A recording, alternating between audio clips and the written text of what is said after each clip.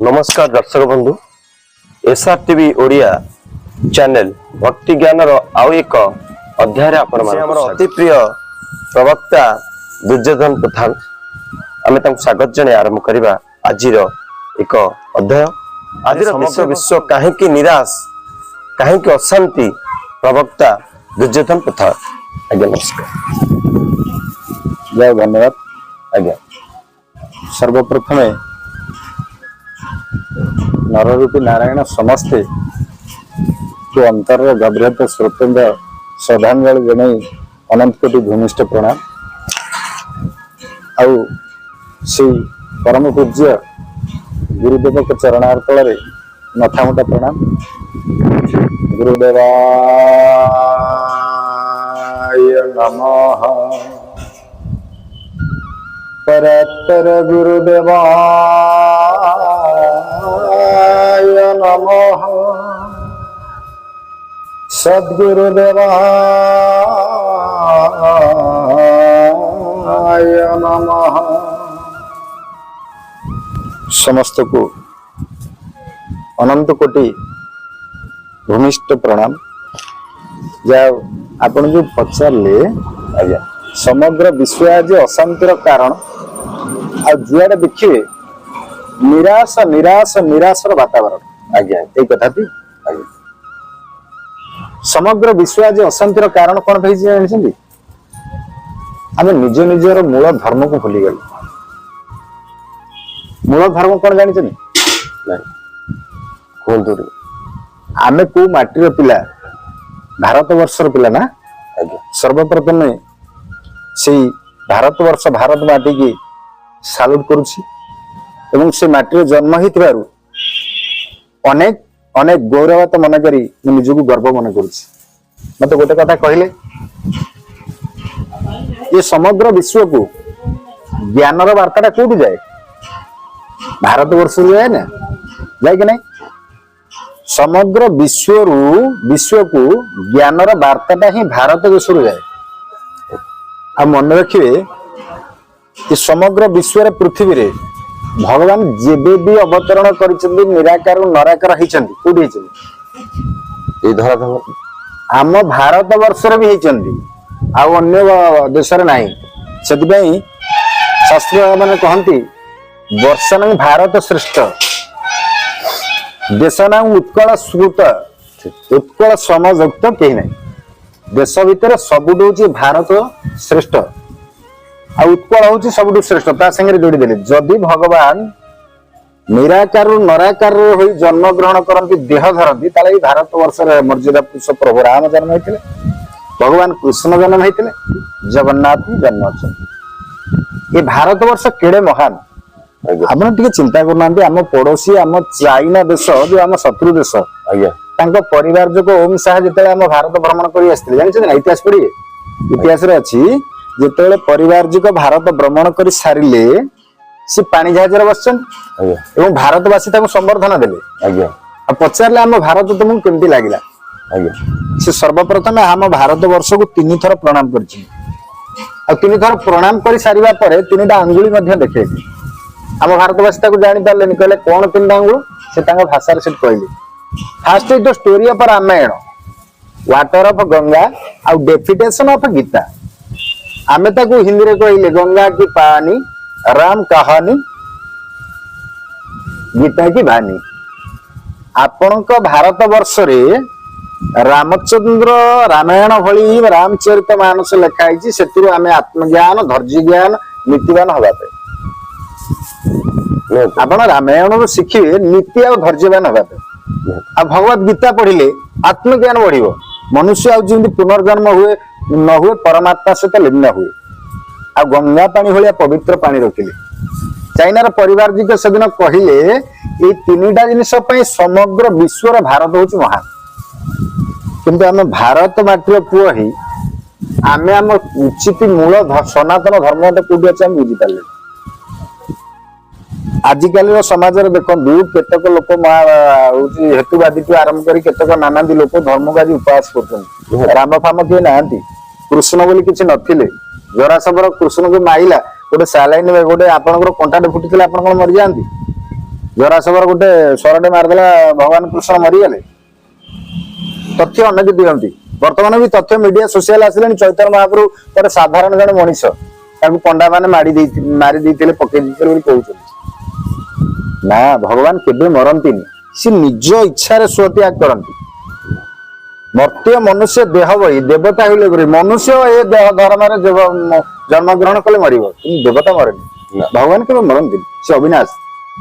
ତେଣୁ ଏକୁ ତାଚ୍ଛଲ୍ୟ କରି ଅନାଦି ଦୁନିଆ ଲୋକ ଗୁଡାଏ ବିଭ୍ରାନ୍ତ ଧନ୍ୟ ଭାଷା କହୁଛନ୍ତି ଆମ ଭାରତକୁ ନେଇ। ଯଦି ଭଗବାନ ଭଗବାନ ବୋଲି କିଛି ନଥାନ୍ତେ, ଆପଣ ଟିକେ ବୀରବର ଉପର ମୁଗଲ ସମ୍ରାଟକୁ ଯାଆନ୍ତୁ, ଜାଣିଛନ୍ତି ନା ଇତିହାସ? ସେତେବେଳେ ଆକବର ଥିଲେ ରାଜା, ଆକବର ରାଜା, ତାଙ୍କ ଗତିରେ ମନ୍ତ୍ରୀ ଥିଲେ ବୀରବର। ଆମ ଭାରତ ବର୍ଷର ମନ୍ତ୍ରୀ ବୀରବର ଯାଇ କହିଲେ ଆମ ଭାରତ ବର୍ଷରେ ଠାକୁର ଏମିତି ସେମିତି ଅମୁକ ଢମକ କହିଲେ। ଆକବର କହିଲେ ଠିକ ଅଛି, ତମ ଭଗବାନ କୋଉଠି ଅଛନ୍ତି ଆମକୁ ଟିକେ ଦେଖେଇ ପାରିବେ? ନା ହଁ ଦେଖେଇଦେବି। ନା 7 ଦିନ ଭିତରେ ଦେଖେଇବ, ନହେଲେ ତମକୁ ଦଣ୍ଡ ବିଧାନ ହବ, ଶୁଳି ଦଣ୍ଡ। ବୀରବର କହିଦେଇକି ପଳେଇ ଆସିଛନ୍ତି ନା, ଆଉ ମନ ଦୁଃଖରେ ଆସିକି ଭଗବାନଙ୍କୁ କହିଦେଇଛନ୍ତି, କେମିତି ବା ଦେଖେଇବେ? ଆମ ଭାରତ ବର୍ଷ କେତେ ମହାନ ଦେଖନ୍ତୁ, ଆମେ ଭାରତ ମାଟିର ପିତା ବୋଲି ଆମେ ଗର୍ବ କରିବା ଉଚିତ। ଯେତେବେଳେ ମନ ଦୁଃଖରେ 7 ଦିନ କାଳ ବସିଛନ୍ତି, ମନଟି ଶୁଖି ଯାଇଛି, ଉତ୍ତର ତ ପାଉନାହାନ୍ତି, ଆଉ ରାଜାକୁ ଯାଇ କଣ କହିବେ? ରାଜାକୁ ନ କହିଲେ ଶୁଳିରେ ବସିବାକୁ ପଡିବ। ତାଙ୍କର ଗୋଟେ 7-8 ବର୍ଷର ପିଲା ଥିଲା। ହେଲେ ବାବା କାହିଁ ମନ ଦୁଃଖ କରିଛନ୍ତି? ନା ତୁ ପିଲା ଲୋକ ସେଥିରେ ଜାଣିପାରିବୁନି, ଆଉ ସେ କଥା ତୁ ବୁଝିପାରିବୁନି। ନା ବାବା ମତେ କିଛି କହୁନାହାନ୍ତି, କଣ ପାଇଁ ମନ ଦୁଃଖ କରିଛନ୍ତି? ନା ରାଜାଙ୍କୁ ମୁଁ କହିଦେଇକି ଆଇଛି ଭଗବାନ କୋଉଠି ଅଛନ୍ତି ଦେଖେଇଦେବା ପାଇଁ, କିନ୍ତୁ ମୁଁ ପାଉନି, କଣ କହିବି? ପିଲାଟି କଣ କହିଲା ଜାଣିଛନ୍ତି? କହିଲା ବାପା ମତେ ନେଇଯା, ମୁଁ କହିଦେବି। ବୀରବର ଆଶ୍ଚର୍ଯ୍ୟ ହେଇଗଲା, ତୁ କଣ କହିବୁ? ନା ମତେ ନେଇକି ଚାଲୁନାହାନ୍ତି। ବୀରବର କହିଲେ ଆରେ ଏମିତି ତ ଦଣ୍ଡ ବିଧାନ ହବ, ସେମିତି ଦଣ୍ଡ ବିଧାନ ହବ, ହଉ ଠିକ ଅଛି ଚାଲ। ପୁଅଟିକି କାନ୍ଧରେ ଚନ୍ଦ କରିକି ବୀରବର ନେଇକି ଆକବର କତିରେ ପହଞ୍ଚିଲେ। ଆକବର ପଚାରିଲେ ଉତ୍ତର ପାଇଗଲା? ନା ହଁ ପାଇଗଲି। ନା ପୁଅ? ନା ମୁଁ କଣ କହିବି, ମୋ ପୁଅ ପା ଦେଇଦବ ସେ ଉତ୍ତର। ଆକବର ଆଶ୍ଚର୍ଯ୍ୟ ହେଇଗଲେ, କହିଲେ ପୁଅ କଣ ଦେଇଦବ?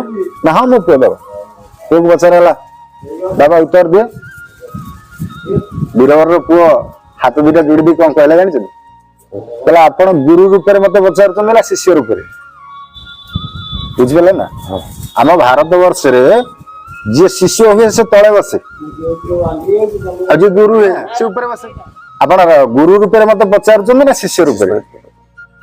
ରାଜା କହିଲେ ମୁଁ ଯେତେବେଳେ ପଚାରୁଛି ଶିଖିବା ପାଇଁ ଶିଷ୍ୟ ରୂପରେ। ଆପଣ କଣ ସିଂହାସନ ଉପରେ ବସୁଛନ୍ତି, ମତେ ତଳେ ବସେଇ ଦେଇଛନ୍ତି? ଭାରତୀୟ ସଂସ୍କୃତିରେ ଗୁରୁ ଉପରେ ବସେ, ଶିଷ୍ୟ ତଳେ ବସେ। ଆକବର କଣ କଲେ ନା ପିଲାଟିର କଥାକୁ ଶୁଣି ବାଧ୍ୟ ହୋଇ ତଳେ ବସିଲେ, ଆଉ ପିଲାଟିକୁ ନେଇକି ସିଂହାସନ ଉପରେ ବସାଇ ଦେଲେ। ଏଥର କୁହ ଭଗବାନ କୋଉଠି ଅଛନ୍ତି? ଆମ ଭାରତୀୟ ସଂସ୍କୃତିରେ ଅଛି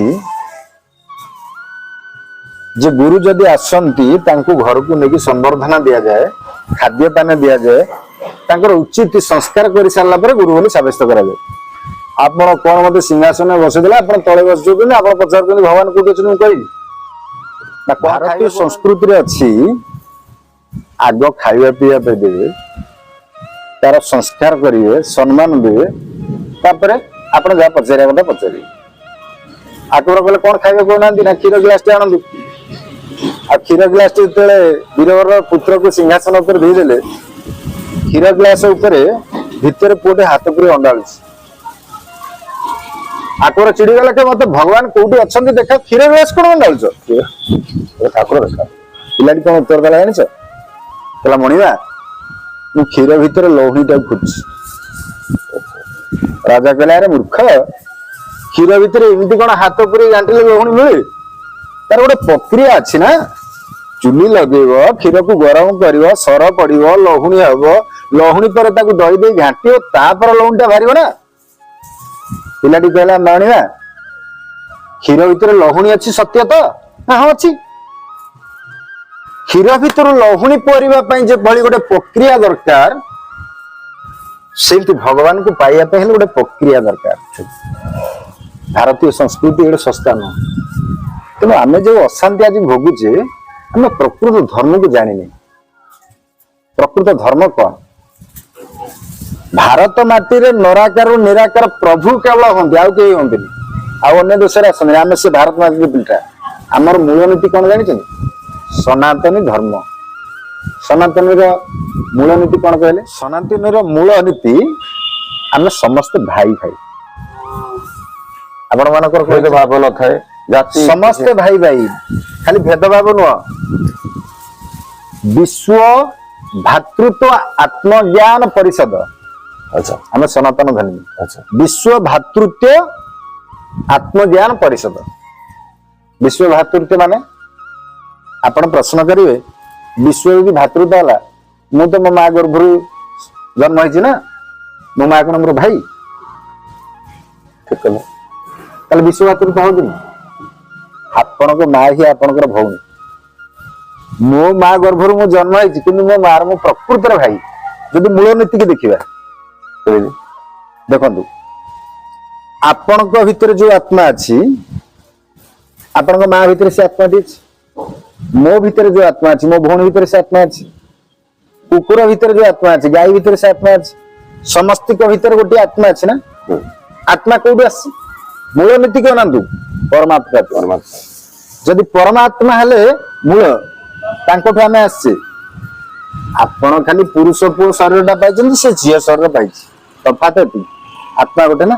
ଯଦି ପରମାତ୍ମା କତିରୁ ଆମେ ସମସ୍ତେ ଆସିଲେ, ପରମାତ୍ମା କଣ ହେଲେ? ବାପା ହିସାବରେ ଆମେ କଣ ହେଲେ? ତାଙ୍କ ସନ୍ତାନ ସବୁ ଭାଇ ଆଉ ଭଉଣୀ। ସ୍ତ୍ରୀ ଶରୀରଟା ଧରିଛ ବୋଲି ତମେ ସ୍ତ୍ରୀ, ପୁରୁଷ ଶରୀରଟା ଧରିଛ ବୋଲି ପୁରୁଷ, କିନ୍ତୁ ଆତ୍ମା ଗୋଟିଏ। ଆମେ ସବୁ ଅନେକ ଜନ୍ମ ତପ ଫଳେ ମାନବ ଜନ୍ମ ମହିତଳେ ଦୁର୍ଲଭ ନରକ ନିସ୍ତାରଣ ଦ୍ୱାରା ଆମେ କର୍ମର ଫଳ କୁ ଭୋଗିବା ପାଇଁ ଆମେ ମନୁଷ୍ୟ ଜନ୍ମ ପାଇଛେ। ଆପଣ ଜାଣିଛନ୍ତି ଯେତେବେଳେ ପିଲା ଜନ୍ମ ହୁଏ, ହାତ ମୁଠା କରିକି ଜନ୍ମ ହୁଏ ନା ହାତ ଖୋଲିକି ଜନ୍ମ ହୁଏ? ହାତ ମୁଠା କରିକି ଜନ୍ମ ହୁଏ।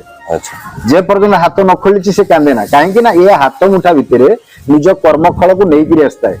ଆମେ ଖାଲି ପାଠ ବସିବା ପାଇଁ, ଅଭିନୟ କରିବା ପାଇଁ ଯାଇଛି ରଙ୍ଗମଞ୍ଚର ଅଭିନୟ। ବାସ୍, ଆମେ ଗୋଟିଏ ଆତ୍ମା।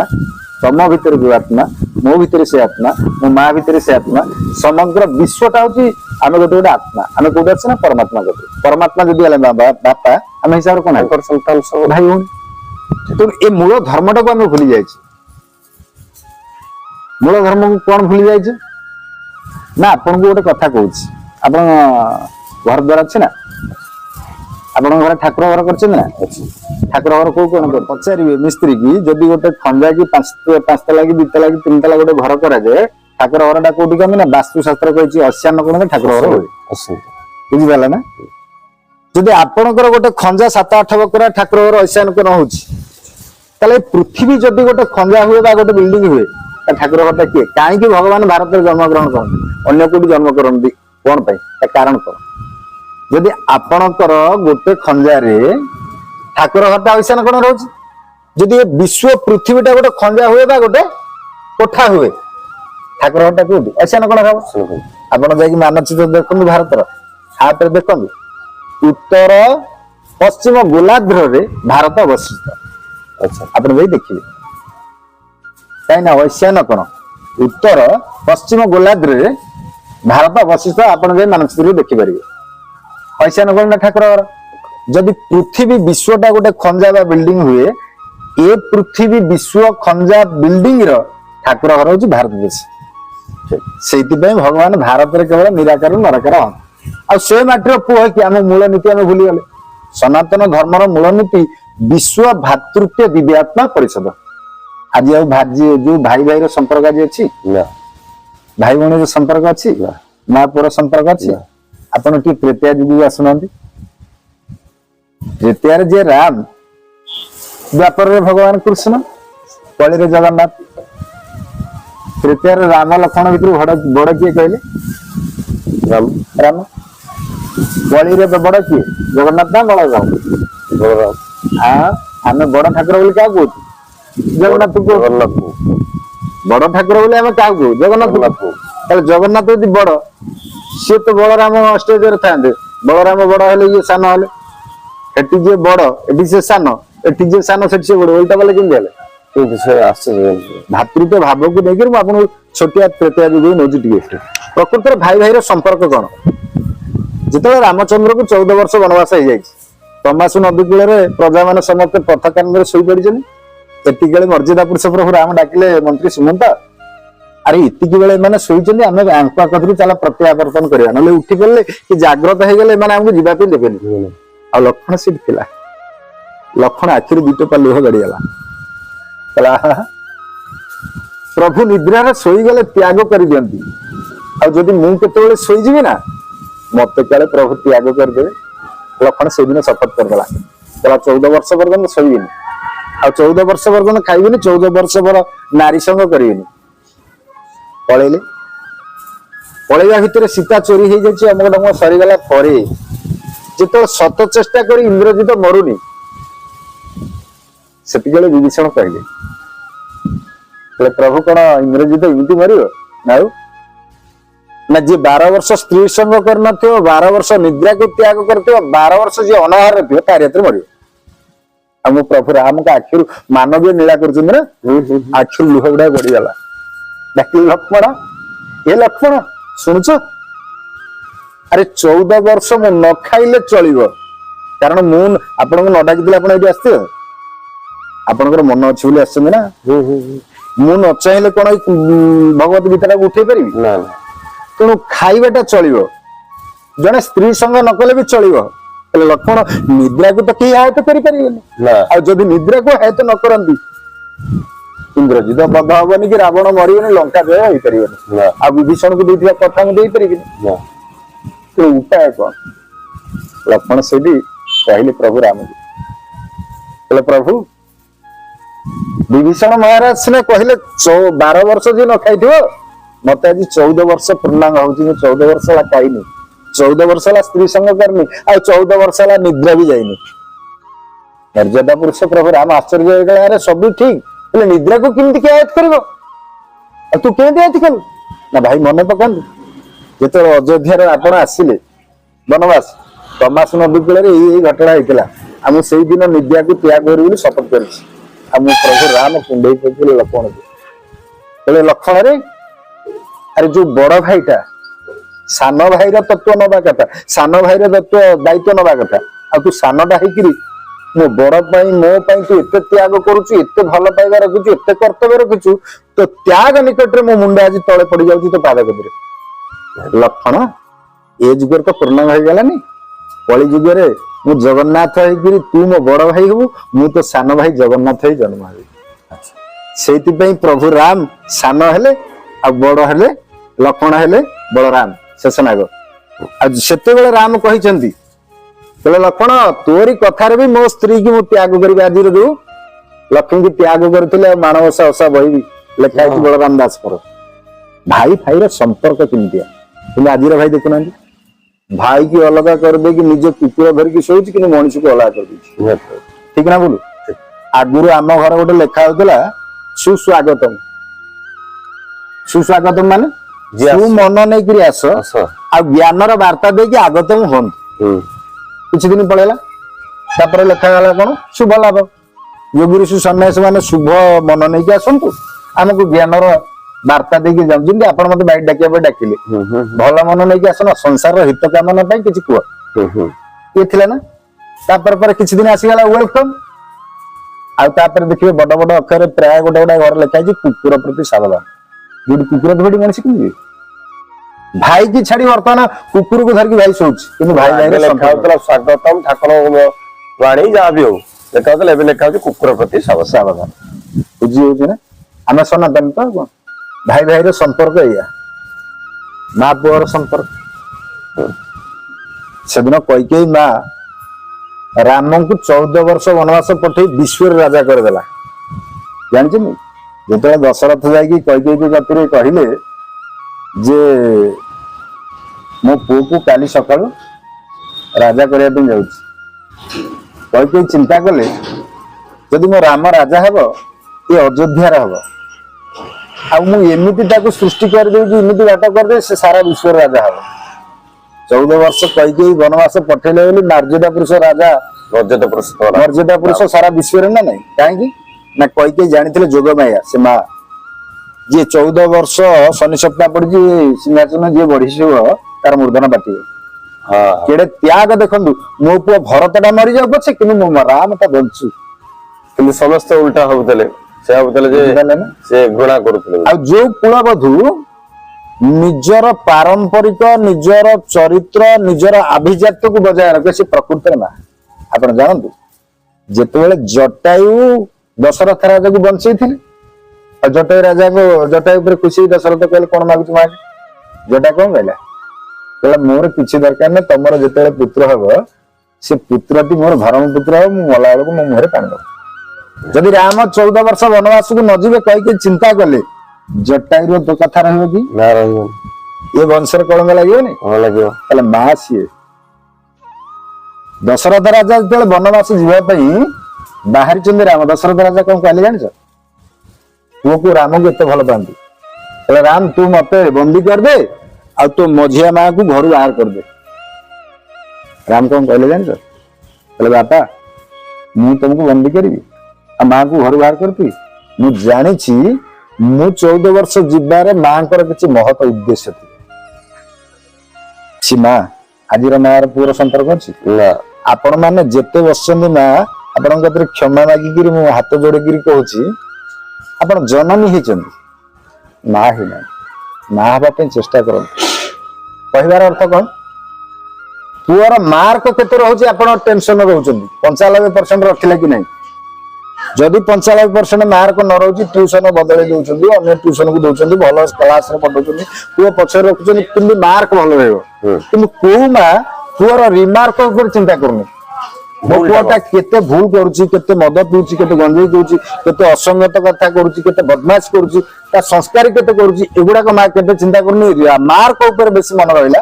କିନ୍ତୁ ପୁଅର ରିମାର୍କ ଅର୍ଥ ପୁଅକୁ ଯଦି ସଂସ୍କାରିତ କରାଯାଇଥାନ୍ତା, ଭଲ ବୁଦ୍ଧି ଦିଆ ହେଇଥାନ୍ତା, ତା ରିମାର୍କ ଉପରେ ଚେଷ୍ଟା କରିଥାନ୍ତା, ବାପା ମାଙ୍କୁ ପୁଅ କେବେ ଆଜି ବୃଦ୍ଧାଶ୍ରମରେ ଛାଡିନଥାନ୍ତା। ଆମେ କଣ କଲେ ନା ଟଙ୍କା ରୋଜଗାର କରିବା ଗୋଟେ ମେସିନ ତିଆରି କରିଦେଲେ ଯେ ଭଲ ମାର୍କ ରଖିଲେ ଭଲ ଚାକିରି କରିବା, ଚାକର ହଉ ହବ କଣ?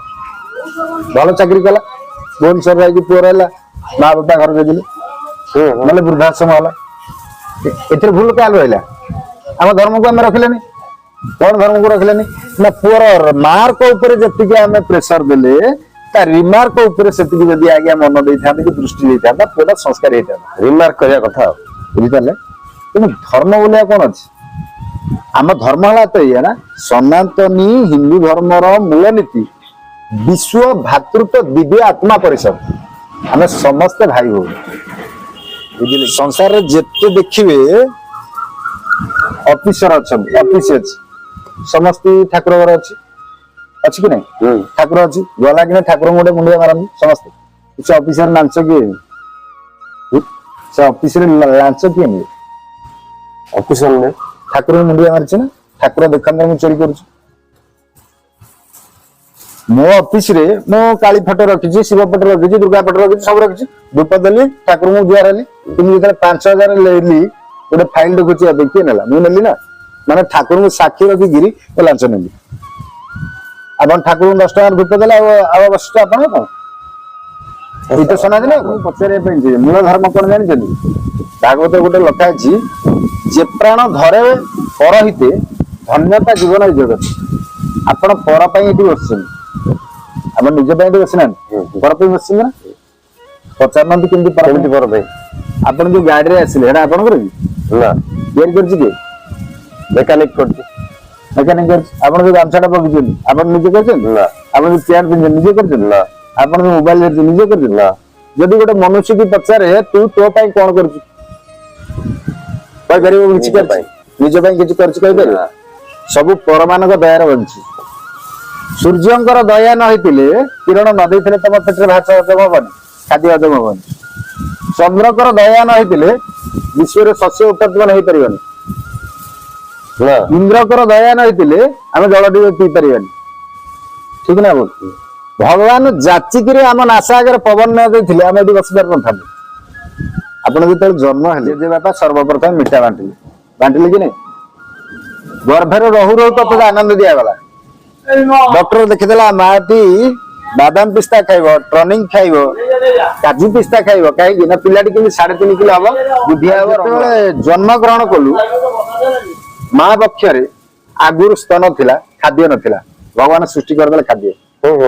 ବୁଝିପାରିଲେ ନା? ତୁ ଟାଣ ଖାଦ୍ୟ ଖାଇପାରିବୁ ବୋଲି ତୋ ପାଇଁ ନରମ ଖାଦ୍ୟ ଦେଲେ। ଆଉ ଜନ୍ମ ହେଲା ପରେ ଭୂମି ପ୍ରସ୍ତୁତ ହେଇଛି। ଜନ୍ମ ହେବା ପରେ ତୁ କୁଆ କୁଆ ହେଇ କାନ୍ଦିବୁ, ଏପଟେ ଯିବୁନି ସେପଟେ ଯିବୁନି, କୁଆଡେ ଯାଇପାରିବୁନି। ମା ଛାତିରେ ମମତା ଦେଇଦେଲେ ତତେ ମା କୋଳେଇ ନେଲା। ଆଉ ବଡ ହେଲା ପରେ ଭୋକ ଲାଗିବ, ମିଠା ଖଟା ଖାଦ୍ୟ ସବୁ ତୋ ପାଇଁ ତିଆରି କରିଦେବେ। ଆପଣ କରିଛନ୍ତି? ଭେଣ୍ଡି ବାଇଗଣ ଲଙ୍କା ଯେତେ ଖାଦ୍ୟ ସବୁ ଆପଣ କରିଛନ୍ତି? ଇଏ ହଉଛି ଫଳ ବ୍ରହ୍ମ। ସୃଷ୍ଟିରେ ଇଏ ଫଳ ବ୍ରହ୍ମ। ଫଳ ବ୍ରହ୍ମ ଖାଇଲାଠୁ ଏ ମନୁଷ୍ୟ ଦେହରେ ବ୍ରହ୍ମ ସୃଷ୍ଟି ହୁଏ। ମନୁଷ୍ୟ ଜନ୍ମରୁ ବ୍ରହ୍ମ ଶୋଇକି ଆସେନି। ତେଣୁ ପ୍ରଭୁର ଇଚ୍ଛାରେ ସବୁ ହୁଏ। ତତେ ଯେତେବେଳେ ସମସ୍ତେ ଆନନ୍ଦ ଦେଇଛନ୍ତି ପ୍ରତ୍ୟେକ ମୁହୂର୍ତ୍ତରେ, ତ ଜନ୍ମ ଠାରୁ ମୃତ୍ୟୁ ପର୍ଯ୍ୟନ୍ତ ତୋ ପାଇଁ ସମସ୍ତେ କରିଛନ୍ତି, ତୁ ଜଗତ ପାଇଁ କେତେ କରିଛୁ? ଇଏ ହଉଛି ମୂଳ ଧର୍ମ, ସନାତନ ଧର୍ମର ମୂଳ ଧର୍ମ। ଯେ ପ୍ରାଣ ଧରେ ପର ହିତେ ଧନ୍ୟତା ଜୀବନ ଜଗତ। ଯିଏ ପରର ସେବା, ପରର ଉପକାର, ପରର ଭଲ ଚିନ୍ତା, ପରର ମଙ୍ଗଳ କରେ, ସିଏ ହଉଛି ପ୍ରକୃତର ସନାତନ ଧର୍ମ। କିନ୍ତୁ ଆମେ ସେ ଧର୍ମକୁ ଆଜି ଭୁଲିଗଲେ। ଅଶାନ୍ତି ରହିବାଟା ହିଁ ସ୍ୱାଭାବିକ। ଆରେ ଭାଇ ପଦାରେ ଶୋଇବି ଯଦି ମତେ ମଶା କାମୁଡିବ, ମଶା କାମୁଡିଲେ ତ ମୁଁ କ୍ଲୋରୋକୁଇନ୍ ବଟିକା ନେବି, ଇଞ୍ଜେକ୍ସନ ନେବି, ଭାବିବାରେ କଣ ଅଛି? ତେଣୁ ଆମେ ଯେତେବେଳେ ଆମ ଧର୍ମକୁ ଭୁଲି ଯାଇକି ଆମେ ପାଶ୍ଚାତ୍ୟ ସଭ୍ୟତାକୁ ଆପଣେଇଲେ, କଷ୍ଟ ରୋଗ ଯନ୍ତ୍ରଣା ପାଇବା ସ୍ୱାଭାବିକ। ଆଉ ଅଧିକ କଣ କହିବା? ଏଇ ତ ଧର୍ମ କଥା। ସମସ୍ତ ଗୁରୁକଳ୍ପ, ଭାତୃକଳ୍ପ, ପିତୃକଳ୍ପ ଆଉ ସମସ୍ତେ ଯେତିକି ଦର୍ଶକ ଦେଖୁଛନ୍ତି ସେମାନେ ଭଗବାନ ସଦୃଶ୍ୟ, କାରଣ ସକଳ ଘଟେ ନାରାୟଣ ବସନ୍ତି ଅନାଦି କାରଣ। ସେ ନାରାୟଣ ଯେହେତୁ ବସନ୍ତି ଭାବ ନନ୍ଦୁତି। ସମସ୍ତକୁ ଭଗବାନ ରୂପୀ ନାରାୟଣ ଭାବି ଅନ୍ତର ଭିତରେ ଅନେକ କୋଟି ଭୂମିଷ୍ଠ ପ୍ରଣାମ ଜଣାଇ ଅନୁରୋଧ ରଖୁଛି, ଆପଣ ଚିନ୍ତା କରନ୍ତୁନି କାହାର ପର ନିନ୍ଦା ଆଉ ପର ଚର୍ଚ୍ଚା ଆଉ ପରର ମଙ୍ଗଳ ଚିନ୍ତା କରନ୍ତୁନି। ଇଏ ହଉଛି ସନାତନୀ ଧର୍ମର ମୂଳ ନୀତି, ମୂଳ ଧର୍ମ। ଆମେ ସମସ୍ତେ ଗୋଟିଏ ପରମାତ୍ମା କତରୁ ଆତ୍ମା ରୂପରେ ଏଇ ସଂସାରକୁ ଆସିଛେ। ଆମେ ସମସ୍ତେ ଭାଇ ଭାଇର ସ୍ନେହ ଭାତୃତ୍ୱ ଭାବ ନେଇକିରି ପରର ହିତ କାମନା କରିବା, ପରର ମଙ୍ଗଳ କରିବା, ପରର ଶୁଭ ମନାସିବା ଓ ଅନ୍ୟଙ୍କୁ ସାହାଯ୍ୟ କରିବା ଆମ ମାନଙ୍କର ପ୍ରଥମ କର୍ତ୍ତବ୍ୟ। ଏତିକିରେ ମୁଁ ଆଜିର ଏଇ ଏପିସୋଡକୁ ବିଦାୟ ନେଉଛି। ମୁଁ ଦୁର୍ଯ୍ୟୋଧନ ପଥାଳ। ସୀତାରାମ ସୀତାରାମ ସୀତାରାମ।